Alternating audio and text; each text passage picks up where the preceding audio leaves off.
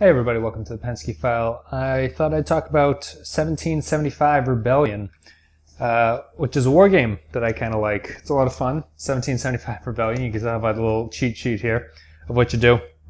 So, this is a very light war game that a lot of people I've showed it to have really enjoyed. I enjoy it.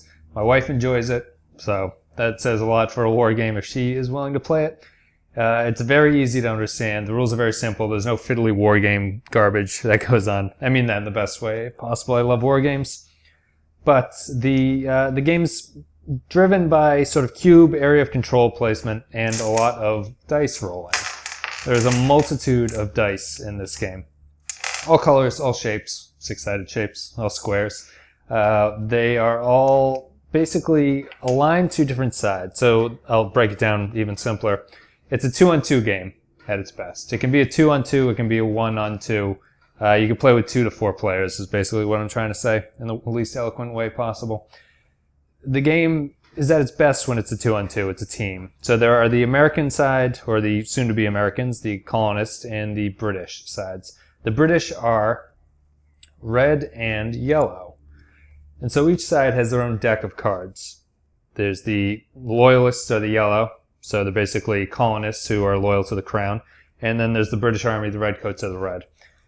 On the American side, you have the Continental Army is out there. Yeah, the Continental Army are the blue, and the Patriot Militia are the white. They're basically kind of the same. It's hard to tell the difference between them thematically, I guess. The theme, or whatever it matters. But the each side has their own deck, and the deck has movement cards and event cards. And event cards are basically things happen and you play them. And movement cards are ways to move your cubes all around the battlefield. So you can see here there's colored cubes of all every color of the rainbow spread out here. You've got the blue, white, red, and yellow of the main factions. You have green, which are Native Americans, and you have purple and orange, which are the French and Hessians, if I said that right, in the right order. Purple is French, and the orange are Hessians. Hessians are German mercenaries that the British hired during the Revolutionary War to fight for them, and purple are the French army. And the French sided with the colonists because of their mutual hatred for the British, and a French or a colonial victory against the British was seen by the French as a victory for them. So what you've got here out on the board is the 13 colonies, give or take something or other. I don't think it's historically accurate because Maine exists, but you basically have the colonies and a couple Canadian provinces at the end. And each of the colonies, such as South Carolina or North Carolina, whatever, are divided into sub-areas through these dotted lines. And basically, if you are the only army in a colony, no matter how many spaces or areas you take up in that colony, you could just be in one. As long as there are no other enemy troops in that area, you have control of that colony. So Rhode Island, for instance, is very simple because it's a tiny state, Rhode Island, and it only has one area. So whoever is in that area controls Rhode Island, and they have that colony under control. The game ends, when the game ends, whoever has the most colonies under control is the winner of the game. The way the game ends is very unique. Things go by very quickly. It doesn't have a set end. Basically, one of the cards in the deck on each side is called a truce card. The Americans have a truce card, and both of them have a truce card, and the British have truce cards. They're basically very good movement cards. When you play them, instead of discarding the card, they go out on the board as a reminder. And when on the turn where both truce cards of one side have been played, the game ends at the end of that round. So, and you have to make it at least till round 3 to do that, otherwise it would be too short. So after round 3, whenever 2 truce cards of one side are shown, at the end of everyone having their turn, the colonies are tallied, and the winner is the person with the most control, most colonies under control. The game claims that a tie, the United States become a province of French Canada, but ties happen kind of frequently, in my experience anyway. But again, you control the most colonies, you win. The timing of the truce cards is important because you want to hold on your truce cards until you're actively in control. If your enemy's playing truce cards, then you know that you need to start stepping up, taking some colonies. Another cool thing that the game gives you is people have these little cheat sheets. I guess it has a map up on top. I don't really know if people use this for strategy. The game claims that you can. It's called a planning map on the top left-hand corner. I don't know how you really do that. I've never seen anyone use this effectively. I guess you would just silently point at it and nod and give each other the old stink eye as you realize what you're doing. But what's actually more useful is the little bottom here, which shows you dice rolls and the colors of the armies, how many units each army has, the number of dice each unit has, which becomes important, and what effect each dice roll can have. So, for example, British regulars have a 50% chance of hitting. They have 3 sides of their 6-sided dice that are hits and 3 that are executive decisions. You can see that the Native Americans have a third of a chance of getting a hit, and then they have a 1 out of 6 chance of getting a flee, and the others are executive decisions. So it's nice to have that laid out in front of you. So the game works by turn order is random. There's a little bag that comes with the game. You put one of these cubes that has nothing on it. It's basically a blank die. And you put them in the bag, and you draw them one at a time. And you put them on the space to mark whose turn it is. So turn order is random. 2 sides could have 2 turns in a row each round. After the turn is determined, the players look at their deck of cards and they draw 3 cards from their deck of 12. You have to have a movement card. That's basically the only rule. If you don't have a movement card, you reshuffle. Once you have that, you do your recruitment phase, which is you get 4 cubes of any color, or of your color, and you place them anywhere in a colony that you control and in a city that is in one of the areas. So, for instance, in North Carolina, the only city is Wilmington. It's in this little area. If you were to control North Carolina, you have to put those troops into the city area, and you can only put troops into North Carolina if you actually control the entire colony. After that's done, you do your movement phase. Each player would, the player whose turn it is, would play a movement card, and which are basically movement cards, are cards that show a number of armies and a number of movements. So if you had a 2-army movement card that had 2 armies on it and had 2 spaces, you would mean that you could accumulate 2 armies of any size cube out of any of the areas. So, for instance, if it's white, you could take the 2 white cubes over here in Georgia, and as an army, they can move 2 areas across. So they can move across 2 lines, essentially. And they stop if they run into an enemy or they run into a Native American.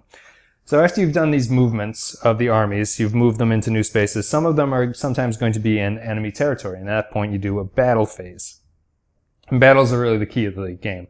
Entirely luck-driven, but it's a lot of fun because you are rolling an incredible amount of dice. And what happens is basically there are 3 things that can happen in a dice roll. You can get a hit, which is you kill an enemy. You can get a flee, which is unit goes to this fled unit place, which is basically purgatory. The unit's neither dead nor alive. They're off the battlefield, but they aren't dead, so they will come back next turn in the recruitment phase. Recruitment phase, all fled units get added into, in addition to your 4 recruitments, you get all fled units back, so you basically get them back on your next turn. And the blank side of the dice are executive decisions, which are at the player's own decision, basically, to have one of their troops of that color. So if you rolled a white that had an executive decision, you take a white cube and you can move it into any adjacent friendly or empty area. So they basically run away from the battle, but they survive and they move into empty areas or friendly areas next to them, which helps spread out. And it's very key in controlling area territory, because if you move even 1 cube into an enemy-controlled colony, into a blank spot, they lose control of the colony. So it's a good way to lower their score, cause them to have to deal with a single cube. And it's very strategic. It's more strategic than you think it is at first. So after that's all done, you draw your cards, and it's the next person's turn. They draw a blind cube out of the bag, and it's that person's turn. They do their movement, or recruitments, they do their movements, they battle, and blah, blah, blah, until everything is resolved. If I didn't mention the battles you keep rolling dice until one side is completely gone. So it could go back and forth a couple times. But ultimately, one side has to remain standing, or be the last man standing, in an area of a colony, and then at that point the battle's over. So I really enjoy this game. I think it's a great lightweight war game for people. My wife is into it. She doesn't like war games, but it's very easy to learn. The board is gorgeous. The cubes, I love the cubes. I know there's a lot of people who don't like cubes and they prefer to have little figurines or something. I like cubes. I think they look nice. They're easy to move around. They don't roll around. They don't break. They can't really chip or anything. They're very pleasing to look at to me. The board is gorgeous. The rules are very simple. This is a game that anyone can learn. It's great with 4 players. The card play is simple. You basically have 3 cards. You play them in order. And there's low-level strategy that you could really think out, but at the same time, there's a lot of just moving, taking over spaces, killing people, rolling dice, and it's enjoyable for every single time I've played it. The dice rolling maybe is a negative in that it's not as upper echelon strategy as you would hope that a game could be. I don't think this game isn't built with that in mind, so I don't think it's really a flaw. But if you don't like a lot of dice rolling, you probably won't like the game. The mechanics are very nice. The cards are cool. I love the Native American and French and Hessian usage, where they basically come out through cards and you can align with the Native Americans and they fight with you. And if you don't, they're sort of like neutral enemies that are taking up space that you can't control a colony if Native Americans are left untended. And if you align with them and they fight with you and you all die and the Indian or Native Americans are left, they join the enemy. So there's sort of a back and forth between that happening. And the French and Hessians are basically a nice way for the game to bring in different dice rolls and reinforce certain troops. I guess the downside would be that the cards are a little predictable after a while. There's only 4 event cards on each side. And so once you know what they're going to do, for instance, the French only appear in Newport and Savannah, you can kind of build against, you can formulate a strategy against how to deal with that, I suppose. It doesn't really matter that much with the dice rolling because it kind of negates all that strategy. But I do wish that the card decks were a little bit different from each other. They're very similar, and a lot of them have different names for the same action. There's the Native American ones are, in particular, I forget what the name of the event cards are, but the 2 sides have the same card. It's just called a different thing. I wish they were a little bit more unique from each other. I like the nature of the dice in that the troops are all, the sides are different in what they can roll. The British Redcoats never flee. They either die or or they either hit something or they move into an adjacent area through an executive decision. The American militia and the Continental Army have flees, so they end up fleeing more often than not.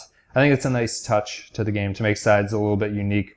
And it adds into decisions of who's going to die. Adds a little bit of strategy in there. It's like, well, we might as well keep a red out there because he will either hit or not, as opposed to a yellow who could flee. So you're better off losing a yellow in most cases. Most cases.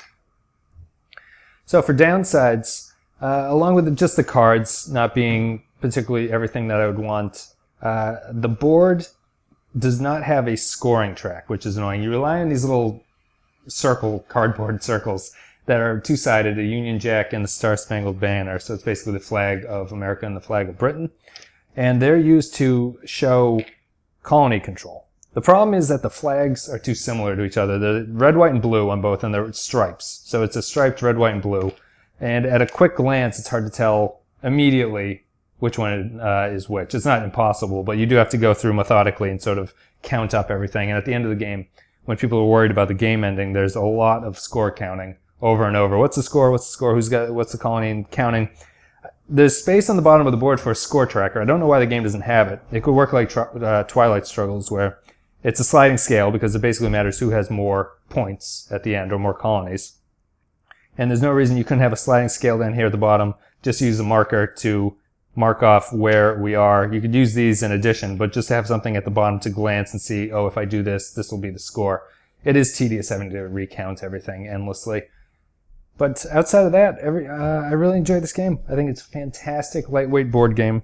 It's a good intro war game for people who want to do that. The game's not very long, especially if the truce cards get played early. The game's over in an hour, if that, potentially. It depends how, I guess, prone people are to wondering about what cubes they should move where. But in my experience, the game moves very quickly.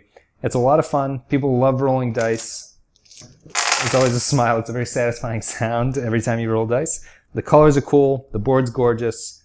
Everything is a lot of fun. And I'd recommend this. For people who don't particularly like war games, I can't see this not being somewhat successful with them. I know some people don't like the confusion of war games, so this is not very complicated. The steps are 1, 2, 3. You do the same thing every time. There's enough randomness where people don't feel like strategy is just killing them because dice rolling is what it is.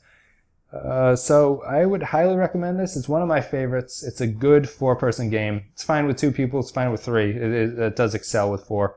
And I'd recommend picking it up. It's a lot of fun.